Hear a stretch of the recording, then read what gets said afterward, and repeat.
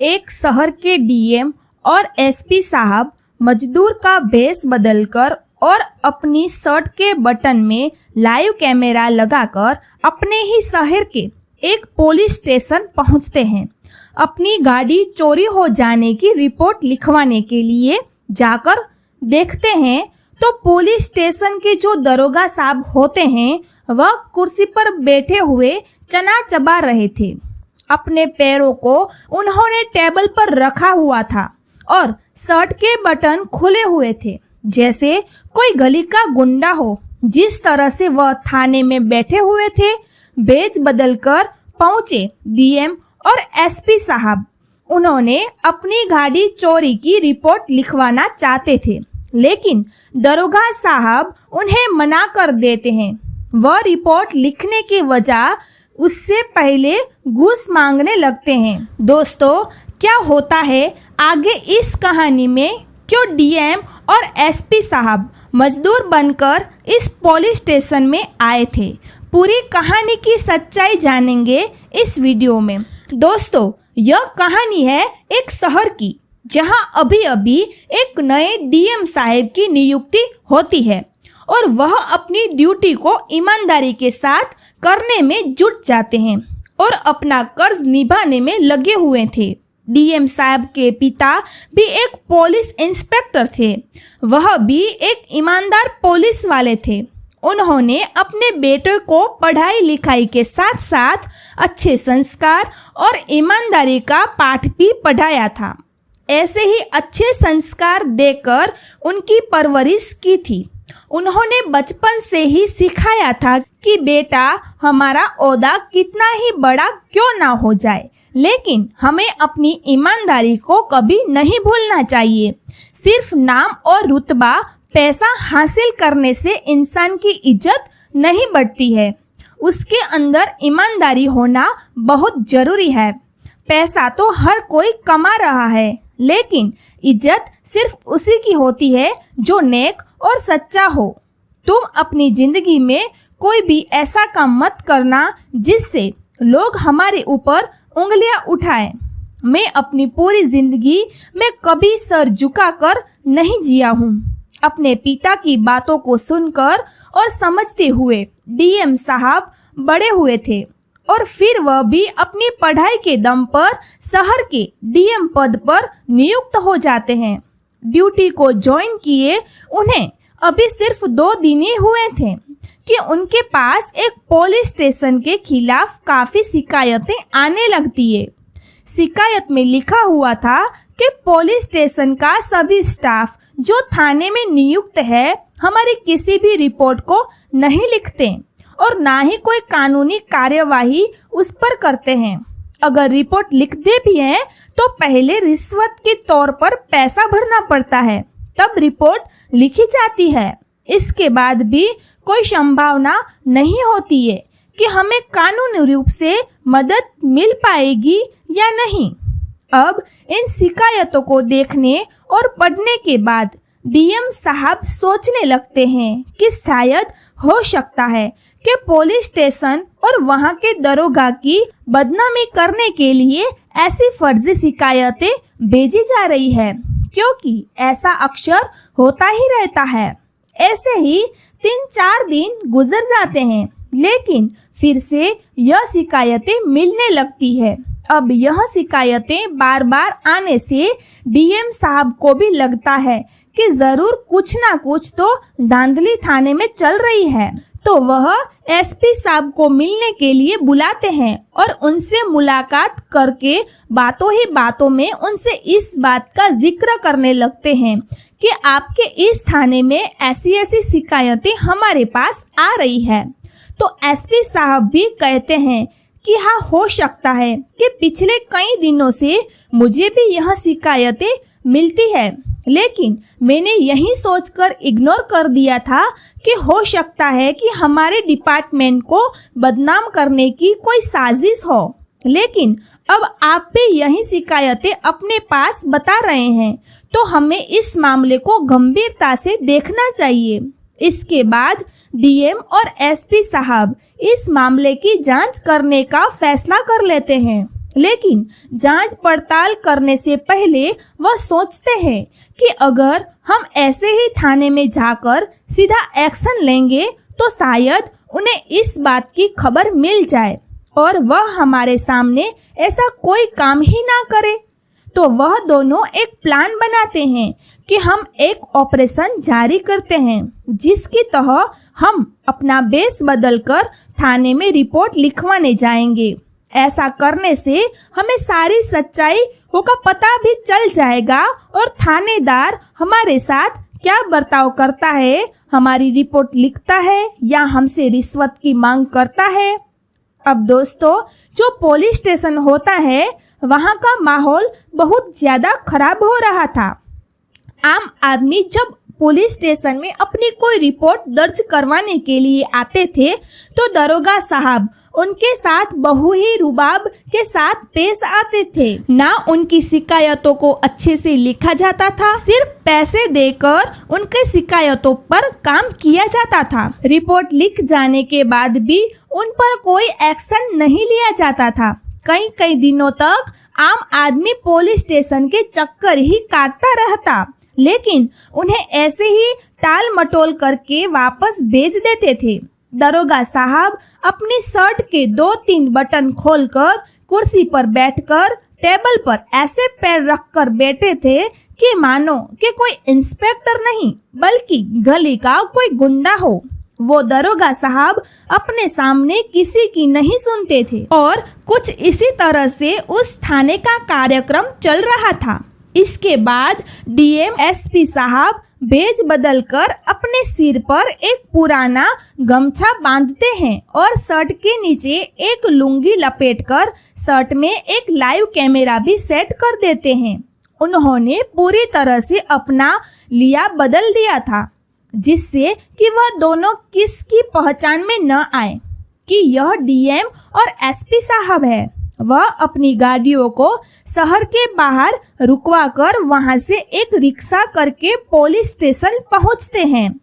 तो जैसे ही थाने के अंदर जाने के लिए घुसते हैं तो बाहर दरवाजे पर खड़ा कांस्टेबल उन्हें बाहर ही रोकते हुए कहता है कि अरे रुको, दोनों यहाँ कहाँ घुसे चले जा रहे हो, कहाँ जाना है, तुम्हें क्या काम है, पहले मुझे बताओ। तो डीएम साहब कहते हैं कि हमें रिपोर्ट दर्ज करवानी है इसलिए अंदर जा रहे थे। तो वह कांस्टेबल उनसे कहता है कि तुम यहाँ ऐसे डायरेक्ट अंदर नहीं जा सकते हो। क्या तुम लोगों को यहाँ पहली बार आए हो जो तुम्हें मालूम नहीं है कि थाने के अंदर कैसे जाया जाता है। डीएम साहब उसकी यह बात सुनकर सोच में पड़ जाते हैं कि ये कांस्टेबल भी यहाँ बाहरी लोगों को रोक रहा है तो अंदर क्या हाल कर रहा होगा। तो फिर एसपी साहब डीएम साहब को एक साइड में लेकर जाते हैं और कहते हैं कि सर, अभी एक्शन लेने का टाइम नहीं है, यह भी पैसों की ही मांग कर रहा है, आपको इसे पैसे दे देने चाहिए और चलकर देखते हैं कि अंदर यह लोग हमारे साथ क्या क्या खेल खेलते हैं। अब इस तरह बात को सुनकर डीएम साहब को तो गुस्सा बहुत ही आया है, लेकिन वह अपने गुस्से को कंट्रोल करते हैं क्योंकि वह एक ऑपरेशन के तौर पर ही काम कर रहे थे। फिर वह अपनी शर्ट की जेब से 1000 का नोट निकालकर कांस्टेबल को दे देते हैं। 1000 का नोट कांस्टेबल जेब में रखने के बाद उनसे कहता है कि तुमने मुझे कोई भिखारी समझ रखा है क्या जो 1000 दे रहे हो, और पैसे निकालो अपनी जेब से। तो डीएम साहब को गुस्से में लाल हो जाते हैं, लेकिन एसपी साहब उनके कंधे पर हाथ रखते हैं और फिर अपनी जेब से 1 और 100 का नोट निकालकर उस कांस्टेबल को देते हुए बोलते हैं कि साहब, हम गरीब लोग हैं, इससे ज्यादा हमारे पास पैसे नहीं हैं। अगर आज हमारी रिपोर्ट ना लिखी गई तो हमारा बहुत बड़ा नुकसान हो जाएगा। तो कांस्टेबल कहता है ठीक है, अंदर चले जाओ, वहाँ कभी साहब बैठे हुए हैं, उनको अपनी समस्याएं बता देना और रिपोर्ट लिखवा देना। तो डीएम और एसपी साहब एक दूसरे का मुंह देखते हैं, फिर वहाँ से सीधा अंदर चले जाते हैं। वहाँ दरोगा साहब बैठे हुए थे अब केबिन के अंदर का नज़ारा देखकर वह और भी ज्यादा गुस्से में लाल पीले हो जाते हैं। वह देखते हैं कि वहाँ का दरोगा कुर्सी पर बैठे हुए चना चबा रहा है। पैरों को उसने टेबल के ऊपर रखा है। उन दोनों के अंदर आने के बाद वह अपने पैरों को हटाकर उन्हें देखता है और बोलता है कि हाँ भाई बोलो, क्या काम है, किस लिए आए हो यहाँ। तो डीएम साहब को मजदूर के भेष में थे हाथों जोड़ते हुए कहते हैं, सरकार हमारी ऑटो रिक्शा चोरी हो गई है, उसी की रिपोर्ट लिखवाने के लिए आए हैं। आप जल्द से जल्द हमारी रिपोर्ट लिखकर हमारी ऑटो रिक्शा को ढूंढने में हमारी मदद कर दीजिए। मैं बहुत गरीब आदमी हूँ, उसी ऑटो रिक्शा को चलाकर अपने परिवार का पालन पोषण करता हूँ। अगर वह रिक्शा जल्दी ना मिल पाई तो मैं अपने परिवार का पेट नहीं भर पाऊंगा। हम बड़ी चुनौतियों से गुजर रहे हैं। तो दरोगा साहब गुस्से में चिल्लाते हुए बोलते हैं कि तुम लोग सुबह से कहाँ मर गए थे जो शाम के वक्त हमें परेशान करने के लिए आए हो। तो वो कहते हैं कि सर सुबह से हम खुद ही अपनी रिक्शा को ढूंढने में लगे हुए थे ताकि हमें हमारी रिक्शा मिल जाए और हमें पुलिस स्टेशन के चक्कर ना काटने पड़े, लेकिन रिक्शा पूरे शहर में कहीं नहीं मिल पा रही है। जब हम आपसे दरखास्त करते हैं कि अब आप हमारी रिपोर्ट लिख लीजिए और हमारे रिक्शा को ढूंढने में हमारी सहायता कर दीजिए, तो दरोगा साहब कहते हैं कि देखिए ऐसे तो अब तुम्हारी रिपोर्ट नहीं लिखी जा सकती, शाम हो चुकी है, हमारे लिए शाम का कोई इंतजाम तो करो, उसके बाद ही हम तुम्हारी रिपोर्ट लिख सकते हैं। तो इस बात को सुनने के बाद डीएम साहब फिर में सोच में पड़ जाते हैं। उन्हें कुछ समझ में नहीं आता है। वह गुमसुम होकर खड़े उस दरोगा को तरफ देखने लगते हैं। तभी एसपी साहब दरोगा से कहते हैं, सरकार हमें आपकी कुछ बातें समझ नहीं आई, आप क्या कहना चाहते हो। इतना सुनते ही दरोगा साहब थे वह गुस्सा हो जाते हैं और बाहर से कांस्टेबल को आवाज लगाते हुए कहते हैं कि इन दोनों को धक्के मारकर थाने से बाहर निकालो। इन भिखमंगा को तुमने अंदर कैसे आने दिया। इसके बाद कांस्टेबल उन दोनों को हाथ पकड़कर उन्हें बाहर खींच ले जाता है और बाहर लाकर उन्हें समझाता है कि देखो अगर तुम्हें अपनी रिपोर्ट लिखवाना है तो इसके लिए तुम्हें पहले दरोगा जी को कुछ ना कुछ तो सेवा पानी करनी होगी। सेवा पानी किए बिगर तुम्हारी कोई रिपोर्ट नहीं लिखी जा सकती है। अपना फालतू का समय खराब मत करो, जल्दी से कुछ पैसे जमा कराओ और अपना काम बनाओ। अब इतना सुनने के बाद डीएम और एसपी साहब फिर से कवि के अंदर जाते हैं और दोनों ही अपनी शर्ट के जेब से कुछ पैसे निकालते हैं और दरोगा की टेबल पर रख देते हैं। तकरीबन 1000 वह टेबल पर रखने के बाद हाथ जोड़कर खड़े हो जाते हैं। कहते हैं कि हमारे पास सिर्फ इतने ही पैसे बचे हैं, इससे ज्यादा अब हमारे पास कुछ नहीं है।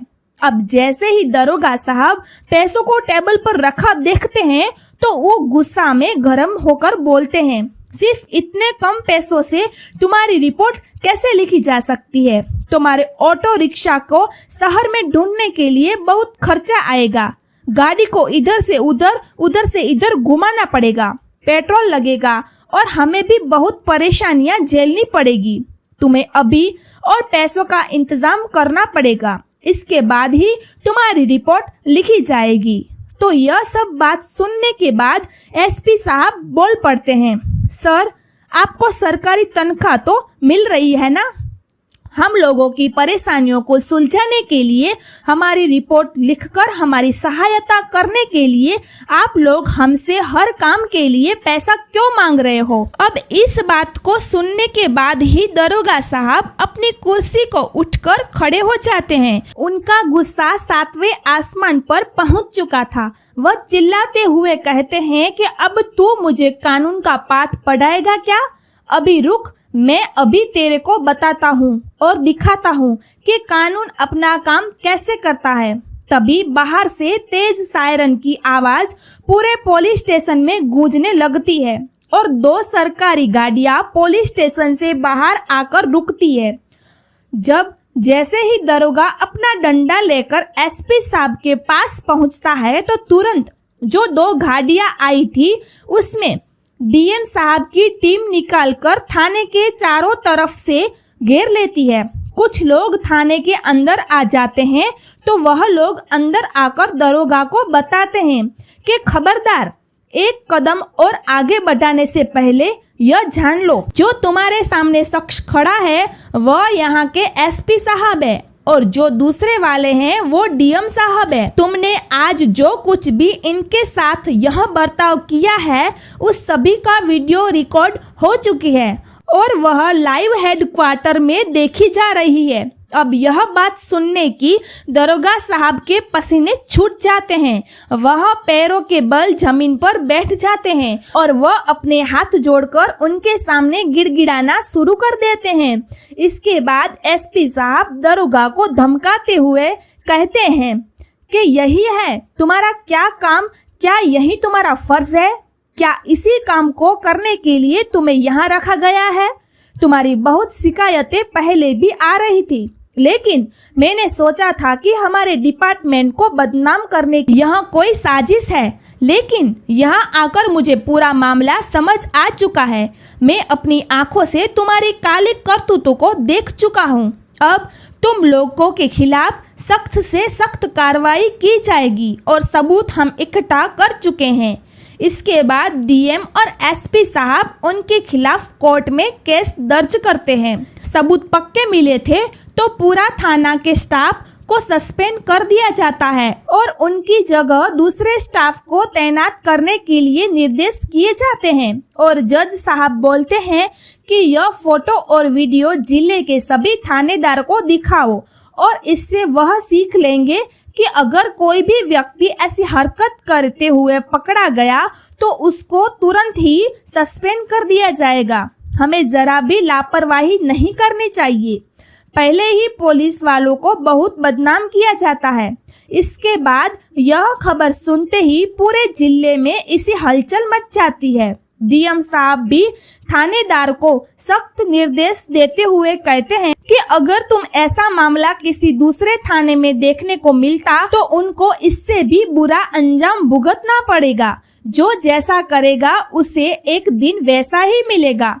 वह कहते हैं कि अपनी पर्सनालिटी को बढ़ावा दे और हमारा जो कर्तव्य है उसका पालन करे। ऐसी हरकतों से हमारा डिपार्टमेंट बहुत बदनामी झेल रहा है। हमें इसमें सुधार करने की आवश्यकता है। इसके बाद जब यह बात डीएम साहब के पिता को पता चलती है तो उनका सर गर्व से ऊंचा हो जाता है कि उनका बेटा भी अपना फर्ज बखूबी ईमानदारी से निभा रहा है और यह काम करके उसने समाज में एक अच्छा संदेश दिया है कि इस संदेश से सभी अधिकारियों को ईमानदारी की सीख लेनी चाहिए। डीएम साहब के पिता अपने बेटे की ईमानदारी पर बहुत गर्व महसूस कर रहे थे और वह जब भी डीएम साहब को देखते हैं तो उनका सीना गर्व से चौड़ा हो जाता है कि उन्होंने एक ईमानदार बेटे की तरह उनकी परवरिश की है। तो दोस्तों, यह थी आज की कहानी जिसमें डीएम साहब के पिता ने उन्हें हमेशा ईमानदारी पर कायम रहने की सीख दी और उन्होंने भी आगे चलकर ईमानदारी की मिसाल को कायम कर दिया। लोगों की सेवा में लगे रहे और एसपी साहब के साथ मिलकर ऑपरेशन जारी रखा। शहर के रिश्वतखोरी को आजादी दिलाई।